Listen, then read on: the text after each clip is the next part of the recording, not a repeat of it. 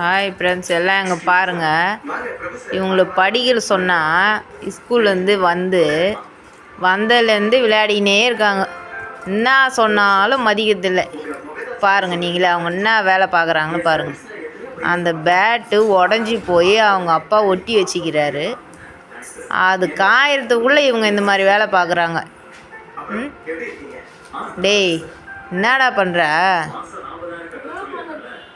என்ன பண்ணுறதா?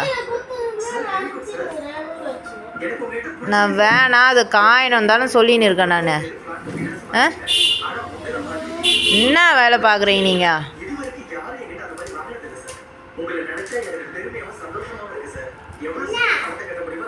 என்ன நீ என்ன பண்ணுறாங்க?